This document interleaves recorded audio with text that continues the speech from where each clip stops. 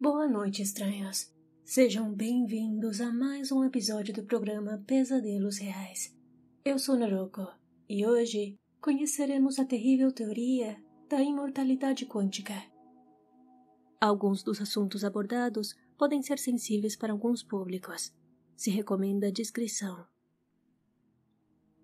Em menos de alguns segundos, eu morri. Parei de pedalar e apertei com todas as minhas forças os freios da minha velha bicicleta Caloi. Mas era tarde demais. Aquela fria manhã de inverno pareceu congelar no tempo. O brilho gelado na grama branca enfeitava os lados da rua, e o silêncio daquela manhã passava uma falsa sensação de solidão. Eu já tinha faltado a aula naquela semana e sabia que se não me apressasse, eu chegaria muito atrasado.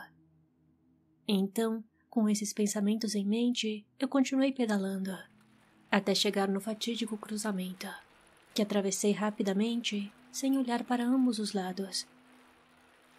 Ao ser um bairro afastado, dificilmente havia tráfego naquelas horas, mas naquela manhã, minhas suposições estavam erradas, e à minha esquerda, uma grande caminhonete vinha em alta velocidade. O rangido brutal dos freios sobre o pavimento, a expressão de terror do homem dentro do veículo e meu rosto avermelhado, que virava em direção ao som, pareceram colidir em um único segundo do tempo. Eu sabia que aquele era o fim de tudo. Nada era mais real do que o impacto contra a lataria. Mas, ao mesmo tempo em que tinha essa certeza em mente, parte de mim desejava que tudo aquilo fosse apenas um terrível pesadelo. Após meio segundo em que vi minha vida inteira passando pelos meus olhos, me vi novamente do outro lado da rua. Só que agora eu estava caído ao lado da bicicleta, com alguns arranhões leves nas mãos, e nenhum sinal da caminhonete, nem mesmo as marcas dos freios que eu vi com tanta claridade. Uma situação parecida narrada anteriormente é descrita no livro de não-ficção Nosso Universo Matemático, Minha Busca pela Natureza Suprema da Realidade, escrito por Max Tegmark, um físico e cosmólogo sueco-americano. No livro, ele explica uma abordagem fascinante sobre os possíveis resultados de um acidente hipotético dessa natureza. Tegmark explica que, na física, sabe-se que o aço que compõe, por exemplo, um veículo é composto principalmente de espaço vazio, porque os núcleos atômicos, que compõem 99,95% da massa, são pequenas esferas que cobrem apenas uma ínfima porção do volume, e que esse vácuo quase absoluto só parece sólido devido à enorme intensidade das forças elétricas que mantêm esses núcleos no lugar. Além disso, medições cuidadosas de partículas subatômicas revelaram que elas podem ser capazes de estar em lugares diferentes ao mesmo tempo. E isso é um mistério bem conhecido na física quântica. Portanto, segundo Max Tegmark, se é possível que as partículas de um veículo estejam em dois lugares ao mesmo tempo, logo, o próprio ser humano, ao também ser formado por partículas, teria exatamente a mesma capacidade. Segundo a sua teoria, se durante um terrível acidente estivéssemos em dois lugares diferentes em dois universos paralelos, uma versão de nós sobreviveria. Se aplicarmos o mesmo raciocínio a todas as situações em que possamos morrer no futuro, parece que sempre haverá pelo menos um universo paralelo em que nunca morreremos. Você já sofreu um acidente onde tinha certeza que iria morrer? Ou você escapou da morte por pouco após passar muito tempo doente? E depois disso, você se lembrou dos eventos de forma diferente das outras pessoas ao seu redor. Uma possível explicação é que você realmente experimentou a morte em uma linha do tempo, mas sua consciência continuou a existir em uma realidade alternativa. A possibilidade desse fenômeno, que para alguns pode parecer reconfortante ou terrivelmente assustador, é conhecida como imortalidade quântica. Essa teoria começou como um experimento mental no final da década de 1980 e mais tarde foi formulada de maneira mais completa por Max Tegmark. Ele sugere que podemos morrer muitas vezes durante a nossa vida. E em cada uma dessas vezes, nossa consciência é capaz de pular para a próxima linha do tempo, que seria muito semelhante àquela anterior em que morremos. Se isso fosse possível, significaria que podemos experimentar a morte e, ainda assim, permanecer vivos em outra linha do tempo. Essa possibilidade, no entanto, causa uma série de dúvidas e possibilidades aterrorizantes. Entre as muitas interpretações que tentam explicar o estranho mundo do quantum, a mais conservadora, conhecida como interpretação de Copenhague, e a interpretação de muitos mundos são as mais controversas. E por esse motivo, a teoria da imortalidade quântica foi concebida como uma maneira possível de descobrir qual das duas é a verdadeira. Na mecânica quântica, as partículas existem em vários estados ao mesmo tempo, antes de serem medidas. A medição do estado de uma partícula produz um único resultado.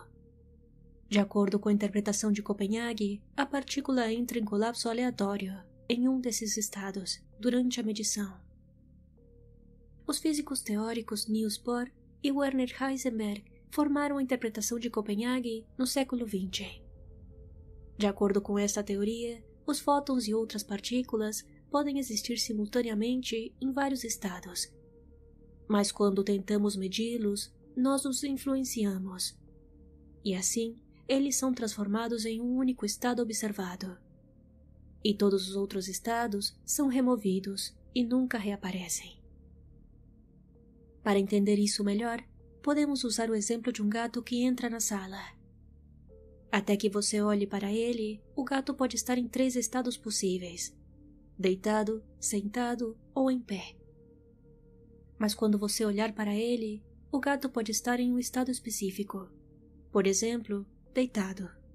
Esse será seu único estado, e os outros desaparecerão como possibilidades. Entretanto, a interpretação de muitos mundos propõe a existência de múltiplos universos paralelos, na qual todas essas possibilidades se tornam reais, produzindo vários resultados independentes e individuais. Isso trazido do mundo quântico para o mundo macro em que vivemos é o debate entre a realidade única e realidades múltiplas. A interpretação de muitos mundos foi formulada inicialmente por Hugh Everett para explicação de alguns processos não determinísticos, tais como a medição, na física quântica. Embora várias versões dessa interpretação tenham sido produzidas desde o trabalho original de Everett, todas compartilham de 2 ideias principais. A primeira é a existência de um estado quântico para todo o universo, a qual obedece à equação de Schrödinger para todo o tempo, e para a qual não há processo de colapso de onda. A segunda ideia é que esse estado universal é uma sobreposição quântica de vários, possivelmente infinitos, estados de idênticos universos paralelos não comunicantes. Em outras palavras, ambas teorias procuram responder se a partícula entrou em colapso aleatório em um dos estados possíveis, ou existem várias realidades que possuem individualmente todas as possibilidades. Uma tentativa de responder a essa pergunta deu vida à ideia da imortalidade quântica. Em 1997, o físico Max Tegmark publicou um artigo propondo um experimento para provar a interpretação de muitos mundos da mecânica quântica.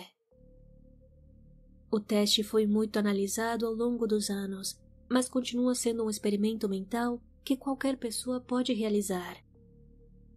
No artigo, Tegmark propôs que, se a imortalidade quântica for verdadeira, deveria ser possível sobreviver a um acidente fatal. Para compreender melhor esse teste, conhecido como experimento mental do suicídio quântico, precisamos revisar as ideias centrais da mais famosa experiência mental, associada à imortalidade quântica, o gato de Schrödinger. Esse experimento envolve um gato hipotético que é colocado em uma caixa fechada com uma substância radioativa, um contador Geiger e um frasco de veneno. Conforme detectado pelo contador Geiger, a substância tem 50% de chance de se decompor em um determinado intervalo de tempo. Se a substância se decompor, o contador Geiger desencadeia a liberação do veneno, matando o gato. Mas se a substância não se decompor, o veneno não é liberado e o gato sobrevive. De acordo com a interpretação de Copenhague da mecânica quântica, até abrirmos a caixa, o gato está vivo e morto ao mesmo tempo, ou seja, em estado de sobreposição. Mas se ao abrir a caixa encontrarmos um gato morto, não há uma linha do tempo alternativa em que o gato esteja vivo. Porém, na interpretação de muitos mundos, proposta por Everett em 1957, existem agora duas linhas do tempo existentes, uma em que o gato viveu e outra em que o gato morreu. O experimento mental do suicídio quântico é uma variação deste experimento. Entretanto, em vez de observar o que acontece com o gato, o observador entra na caixa e se torna a própria cobaia. Neste experimento mental, uma pessoa senta-se em frente a uma máquina que mede a rotação de uma partícula quântica. A máquina é programada para disparar uma arma, quando o giro da partícula foi medido como spin-down, mas não dispara se for medido como spin-up. A pessoa, então, como em uma roleta russa, terá que ativar repetidamente a máquina e observar o resultado. De acordo com a interpretação de Copenhague, a pessoa dentro da caixa existe em uma sobreposição de estados, o que significa que ela está simultaneamente viva e morta, até que a máquina seja observada. Entretanto, na interpretação de muitos mundos, a consciência da pessoa só continuaria a existir no universo em que o movimento da partícula é medido como spin-up, já que em todos os outros universos a pessoa seria morta pela arma. Se a pessoa continuar a ativar a máquina e observar o resultado, ela acabará se encontrando apenas no universo em que o spin da partícula é sempre medido como spin-up. Na perspectiva da pessoa, pareceria que ela está sobrevivendo constantemente, embora esteja, na verdade, morrendo em muitos universos paralelos. Em outras palavras, se você for encontrado vivo depois que a caixa for aberta, então você existe em uma linha do tempo na qual você sobreviveu, comprovando assim que a interpretação de muitos mundos está correta e você alcançou a imortalidade quântica. Em contraste com a ideia do universo, a teoria do multiverso sugere um número infinito de universos paralelos que coexistem em diferentes linhas do tempo. Tudo o que acontece em um universo pode afetar os outros, inclusive a morte. Portanto, se a imortalidade quântica for verdadeira, quando morremos em uma linha do tempo, simplesmente passamos para a próxima, onde ainda estamos vivos. De acordo com Everett, cada possibilidade de uma medição quântica é realizada em seu próprio universo exclusivo. Em outras palavras, quando medimos algo no nível quântico, o universo se divide em muitos universos diferentes, cada um com seu próprio resultado. A teoria da imortalidade quântica tem sido discutida tanto no meio científico quanto entre o público geral. Mas apesar de sua natureza interessante e controversa, é discutível se a ideia pode ser considerada uma possibilidade real. Mesmo que existisse a imortalidade quântica, ela não garantiria necessariamente a verdadeira imortalidade. Everett supostamente acreditava nesse tipo de imortalidade quântica. Mas infelizmente, ele faleceu de maneira precoce, aos 51 anos, em decorrência de um ataque cardíaco. O corpo de Everett foi encontrado pelo seu filho Mark em uma manhã de 19 de julho de 1982. Mas a tragédia não abandonou a família, e alguns anos depois, sua filha Elizabeth, após sofrer durante anos de graves problemas mentais, cometeu suicídio em 1996, após inúmeras tentativas anteriores. Ela deixou um bilhete dizendo que em algum universo paralelo ela esperava se reunir com seu pai. o conceito da teoria da imortalidade quântica sugere que a nossa consciência continua a existir num universo paralelo, mesmo depois de morrermos neste universo. Ainda assim, não aborda a possibilidade da deterioração física ou envelhecimento. Também é importante lembrar que esta teoria permanece puramente teórica, e a comunidade científica não foi capaz de fornecer qualquer evidência empírica para apoiá-la. Como estamos lidando com um assunto que aborda o desconhecido e sobre margem para diversas conjecturas, que tentam explicar a origem de ocorrências estranhas na vida de pessoas comuns. Se infinitos mundos coexistem ao mesmo tempo, de maneira independente, isso poderia explicar as estranhas falhas na realidade que muitas pessoas ao redor do mundo alegam ter vivido. Nessas situações, ao invés de um simples esquecimento ou um estranho déjà vu, acontece algo que desafia as leis da física, distorce o tempo ou altera a realidade de uma forma inexplicável. Talvez algo grave esteja prestes a acontecer e essa outra parte de nós, que desconhecemos, é capaz de influenciar diretamente a nossa realidade.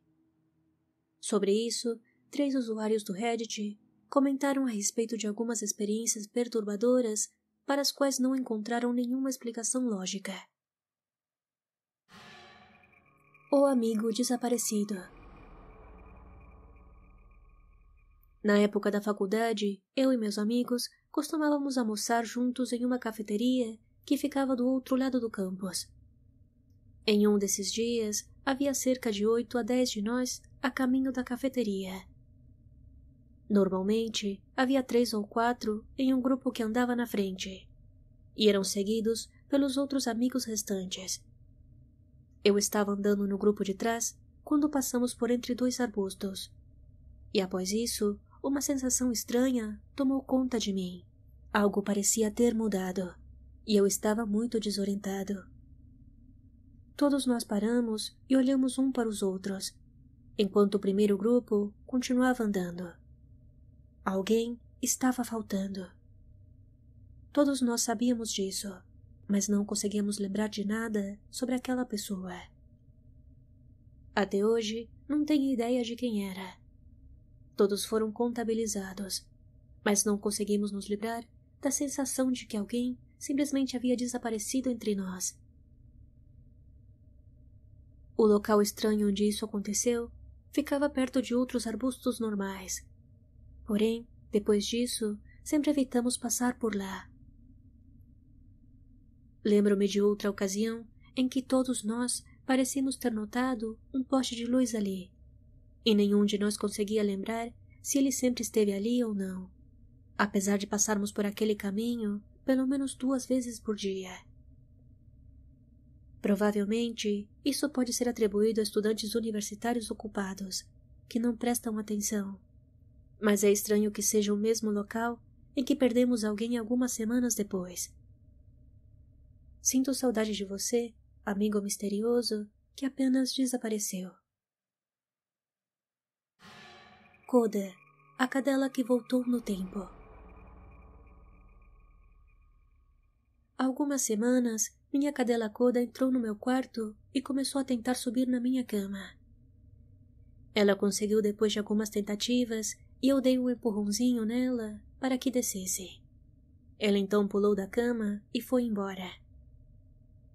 Logo após isso, eu ouvi o telefone tocar no andar de baixo. Desci as escadas e atendi. Era minha avó, que havia ligado para me dizer que tinha feito comida. Eu então aceitei o convite e disse à minha avó que logo iria até sua casa para jantar com ela. Após desligar, comecei a me arrumar para sair. Vesti minha jaqueta, peguei as chaves e a coleira de Coda para levá-la comigo. Então, entramos no carro e dirigi por cerca de 10 minutos até a casa da minha avó. Foi um jantar agradável. Ficamos conversando e recolhendo a mesa durante algum tempo. Então, quando estava me preparando para sair, não consegui encontrar Coda. Fiquei muito preocupada e estive procurando por ela por toda a vizinhança, até começar a escurecer. Depois de 1 hora procurando, eram mais ou menos as 10:30 da noite. Então, decidi voltar para casa para descansar e continuar a buscar no dia seguinte. Pela manhã, fui acordada por um som que vinha do andar de baixo. Quando desci para procurar a origem daquele som, para minha surpresa, era Koda. Fiquei muito confusa e sem entender como ela poderia ter reaparecido na minha casa. Mais tarde, voltei a visitar a minha avó para lhe contar que havia encontrado Koda na minha casa. Aquilo era tão estranho que inclusive duvidei de ter levado ela comigo até a casa da minha avó. Quando perguntei a ela sobre isso, ela confirmou, pois eu havia deixado a coleira na sala de estar. Pedi então à minha avó que olhasse as imagens da câmera da noite anterior. E não havia nenhuma gravação que mostrasse Koda na rua ou saindo pela porta da frente. Mas havia imagens dela entrando na casa comigo. Mais tarde fui para casa e Koda ainda estava lá, e até hoje não consigo explicar o que aconteceu. No começo eu não achava que era ela, mas depois, quando olhei embaixo de sua barriga, procurando uma mancha preta que ela tem, a mancha estava lá. Então essa é a minha cadela, mas estou meio assustada com isso. Um sonho que durou 10 anos. Esta é uma conta descartável porque isto é realmente pessoal. Eu estava no meio do último semestre de uma determinada faculdade, quando fui agredido por um jogador de futebol americano por andar onde ele estava tentando dirigir. Observe que ele pesava 90 quilos e eu pesava 120. Após isso, conheci uma jovem maravilhosa. Ela fez meu coração pular e meu rosto ficar vermelho. Eu a persegui por meses e afastei alguns namorados idiotas dela, antes de finalmente conquistá-la. Algum tempo depois, eu consegui um ótimo emprego. Nós finalmente casamos e a minha esposa não precisava trabalhar fora de casa. Quando a minha filha tinha 2 anos, minha esposa me deu um filho.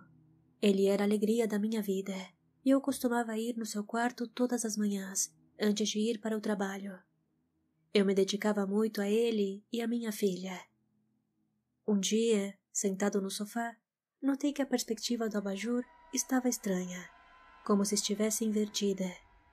Ele ainda estava em 3 dimensões, mas simplesmente estava errado. A base do abajur era quadrada, vermelha com detalhes dourados, com 4 pernas e uma cúpula quadrada e branca. Fiquei paralisado, não conseguia desviar o olhar.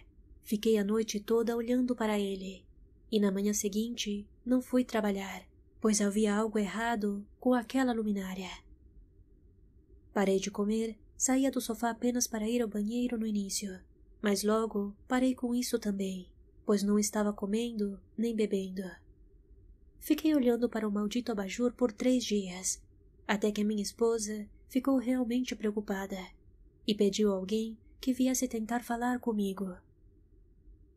Ela levou as crianças para a casa da mãe dela pouco antes de eu ter a minha epifania. A lâmpada não é real. A casa não é real. Minha esposa, meus filhos, nada disso é real. E os últimos 10 anos da minha vida não foram reais. A lâmpada começou a ficar mais larga e mais profunda.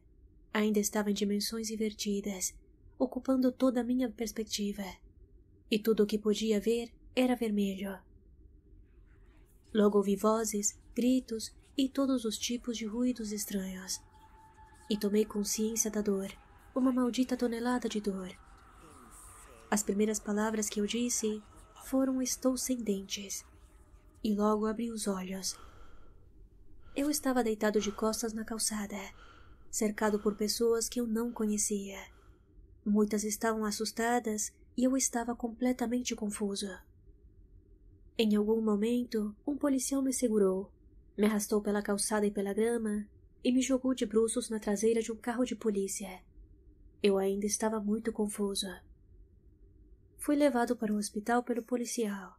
Parece que ele não queria esperar a chegada da ambulância, e fizeram tomografia e outros exames. Passei por cerca de 3 anos de depressão terrível. Estava sofrendo com a perda da minha esposa e dos meus filhos, e lidando com o fato de eles nunca terem existido. Tinha medo de estar ficando louco, pois chorava até dormir na esperança de vê-los em meus sonhos.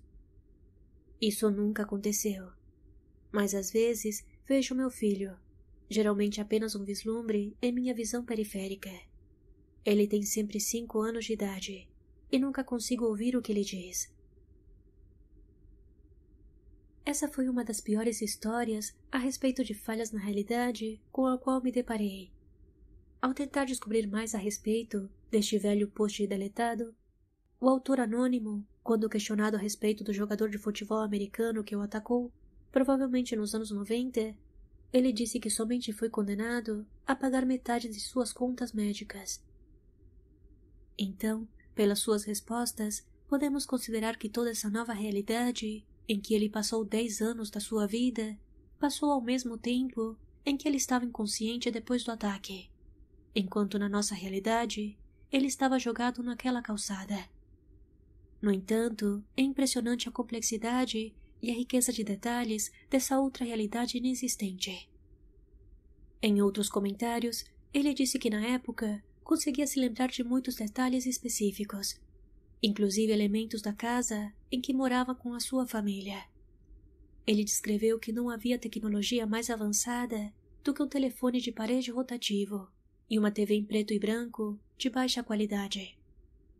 O abajur que o fez voltar para a sua realidade nos anos 90, ele o descreveu como espalhafatoso e cafona, semelhante aos móveis da loja Sears da década de 60.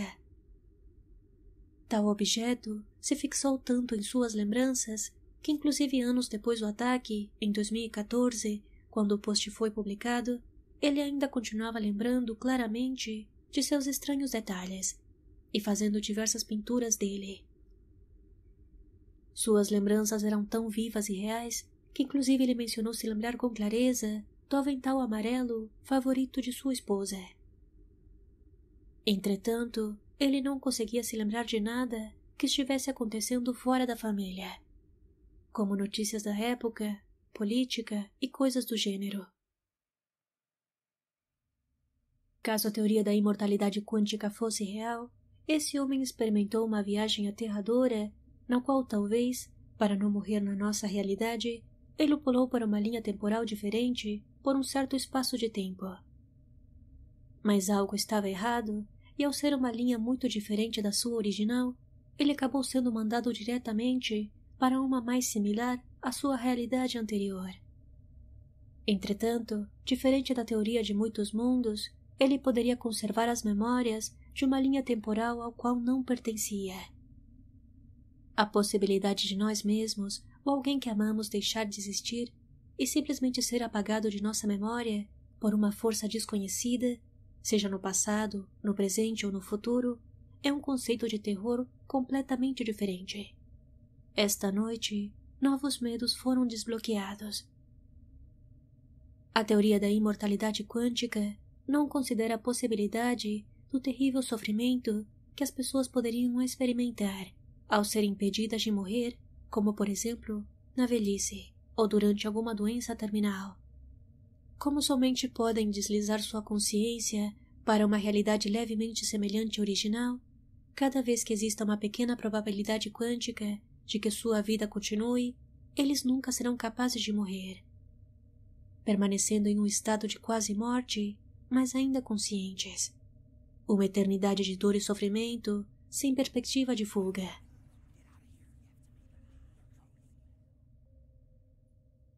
Não se esqueça de compartilhar este episódio com seus amigos, deixar 5 estrelas no Spotify e me seguir no Instagram no @podcast Pesadelos Reais.